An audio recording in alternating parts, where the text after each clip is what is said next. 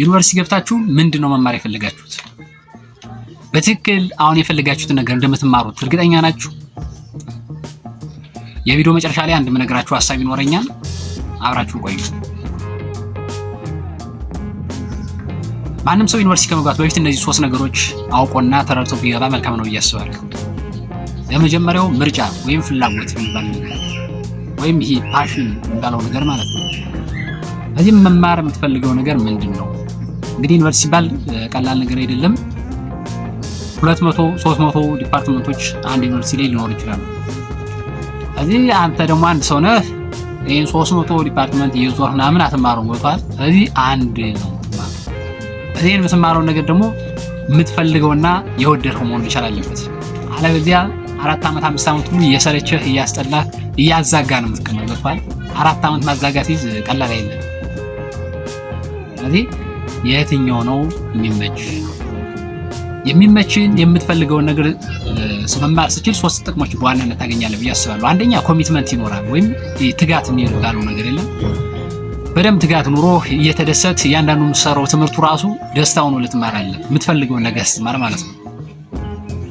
ሁለተኛ ፕላን ወይም እቅድ ይኖርሃል። ፈልገው ስለሆነ የምትማረው በደንብ ፕላን ይዘህ እንድትማረው ያደርጋል ወይም እቅድ እንድታወጣ ይረዳል። የምትፈልገው ነገር ሲሆን እንዴት ላድርግ ወይ ነገር እንዴት ይሻላል አድርግ ትላለህ።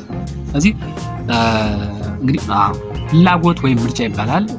ላውራጭ ነው ኮሚትመንት ይጨምራል። የመጀመሪያው ነገር ትጋት ማለት ነው። ምክንያቱም ሜዲሲን የሚማር ሰውና አንድ ዲፓርትመንት የሚማር ሰው እኩል ኮሚትመንት አይኖርም። ስለዚህ ሜዲሲን ወይም ሕክምና መማር ፈልጋለሁ ያሰበ በደንብ ተግቶ ፍሬሽማን ላይ በደንብ ውጤት ለመስራት ብዙ አይነት መንገዶችን ይከተላል ማለት ነው። እስከ ጥግ ድረስ ይታገላል። እንዲሁ ደግሞ ቀለል ያለ ደግሞ ዲፓርትመንት መማር ፈልጋለሁ አንድ ሰው ካቀደ መጀመሪያ ፍላጎት ያው ነው ከወሰነ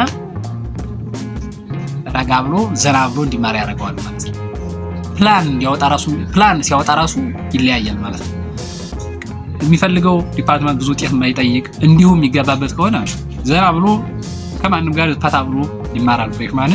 በትክክል ደግሞ እንደዚህ ጠንከር ያሉ ዲፓርትመንቶች ጋር ለመግባት ከፈለገ በደንብ ፕላኑ ስትሪክት የሆነ ይኖራል። ለረጅም ሰዓት ማንበብ ይኖራል። ይሄን ነገር በደንብ ይቋቋማል ማለት ነው። እንደዛ አድርጎ ራሱን ያስቆያል። ሶስተኛ የምትመርጣቸው ጓደኞች ራሱ ይወስኑታል። ሜዲሲን መማር ይፈልግና አንድ ዲፓርትመንት መማር ይፈልግ ሰው እኩል ተመሳሳይ ጓደኞች መያዝ አይችልም። ውጤታማ መሆን እንድትችል ፍሬሽማን ላይ የምትይዛቸው ጓደኞች ትመርጣለህ።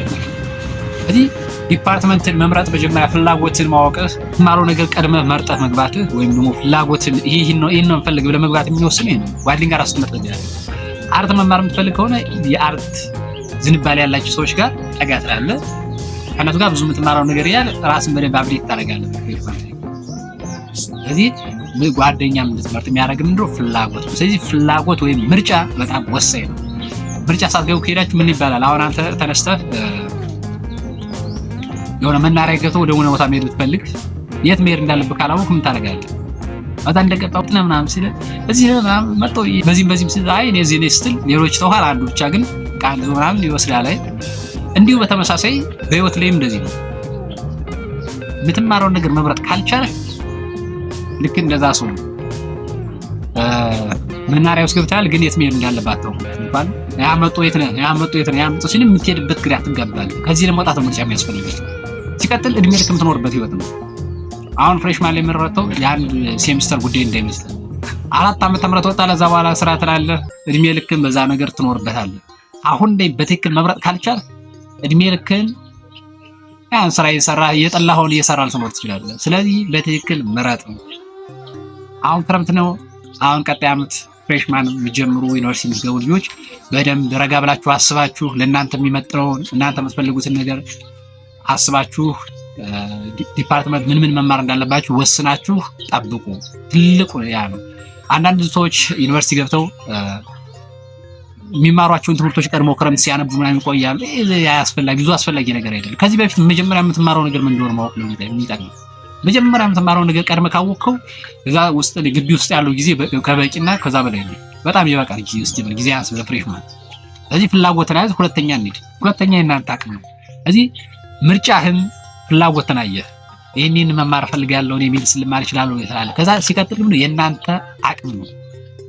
እሺ ሜዲሲን ወይም ይሄ ሄልዝ ሳይንስ የህክምና ሳይንስ መማር ትፈልጋለህ፣ ግን ደግሞ ረዘም ላለ ሰዓት ደግሞ ቁጭ ለማንበብ አትፈልግም። ስለዚህ መጀመሪያ ያንተ አቅም ይሄን አይመጥንም ማለት ነው።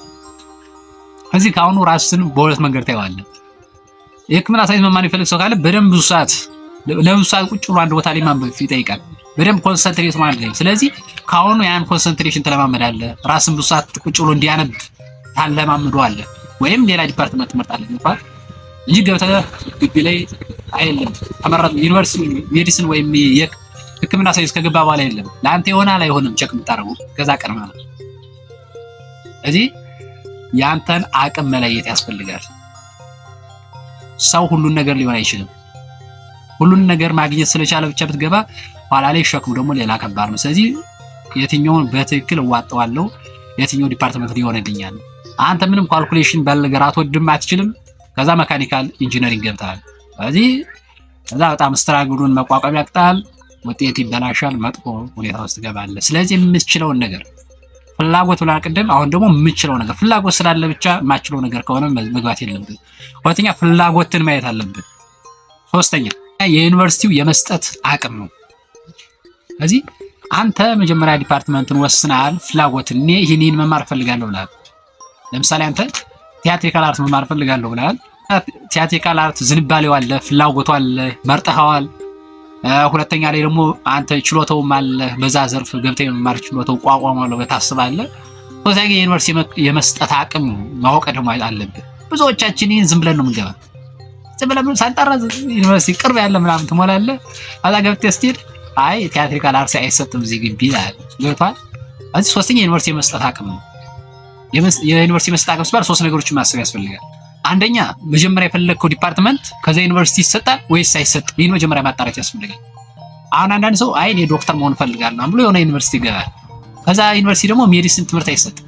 ስለዚህ መጀመሪያ ሰውዬ ምን አስር ስትሬት ፎር አምጥቶ ፍሬሽማን ሊጨርስ ለሱ ምን የሚጠቅመው ነገር የለም። ምክንያቱም መጀመሪያም ዩኒቨርሲቲ አይሰጠውም ነበር። ስለዚህ ዩኒቨርሲቲ ይሰጠዋል አይሰጠውም የሚለው መጀመሪያ ታጣራለህ። ከዛ ዩኒቨርሲቲ ይሰጣል ከሆነ ደግሞ ሁለተኛ ምን ያህል ይሰጣል ኮታውን ደግሞ ታያላችሁ። ለምሳሌ አንዳንድ ዩኒቨርሲቲ 20 ተማሪ ሊቀበል ይችላል፣ ከአንዳንዱ 100 ሊቀበል፣ ከአንዳንዱ 200 ሊቀበል ይችላል። ስለዚህ የተሻለው የትኛው ነው? 200 የሚቀበለው ነው አይደል? ቁጥሩ በዛ ቁጥር የእናንተ ደግሞ የመግባት እድልን በዛው ልክ ይጨምራል፣ የምትፈልጉትን የመግባት እድላችሁ። ስለዚህ ኮታውን ሁሉ ታያላችሁ ማለት ነው። ሶስተኛ ጄኔሬሽን ነው።